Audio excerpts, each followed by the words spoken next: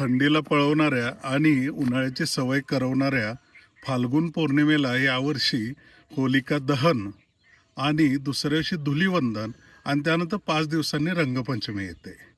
हे तिन्ही उत्सव शाही स्नान करून त्वचेमार्गे आपल्या आरोग्याची काळजी घेतात, तेही वर्षभरासाठी.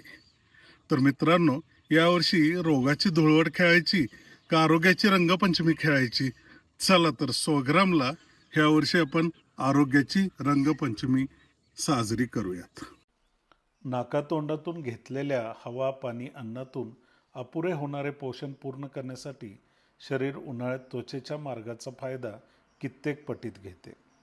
होळीच्या शेकोटीने खुललेल्या सोलार पॅनल त्वचेच्या अब्जावधी मुखातून शरीरातील घाण, विष घामाच्या रूपाने बाहेर टाकून त्या बदल्यात हवेतून प्राणवायू, आर्द्रतेतून पाणी आणि उन्हातून अन्न घेतले जाते. हेच 100 वर्ष जगण्याचे आयुर्वेदातील वातात्मिक रसायन होय. गाईच्या गोवऱ्या, पुरणपोळी, पानसुपारी, खोबरे, कापूर, नारळ, पानगळीमध्ये झडलेला पालापाचोळा, वनौषधी पेटवून होलिका दहन साजरे केले जाते.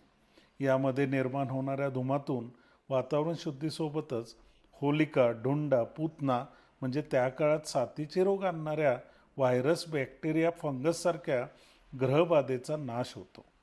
शेतावरील रोग नाहीसे होतात.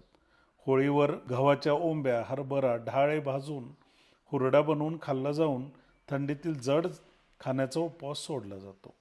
होळीसमोर मनातील सर्व दुष्ट गोष्टी काढण्यासाठी बोंबलून शरीरासोबत मनाची शुद्धीसुद्धा केली जाते. होळीच्या दुसऱ्या दिवसापासून पुढील 4 दिवस राख, माती, सुगंधी पुष्प, वनौषधीच्या रंगातून राखेची रंगपंचमी म्हणजेच मातीत लोळून विहिरीत पोहून खेळली जाते ते धुलीवंदन. 5 दिवस वसंतातील पळस, पांगारा, सावरीच्या फुलांना गोळा करून त्यांना शिजवून त्याच्या रंगाने अक्षरशः एकमेकांना आंघोळ घालून शेवटच्या दिवशी खरी रंगपंचमी खेळून एकमेकांना वर्षभराचे आरोग्य प्रदान केले जाते.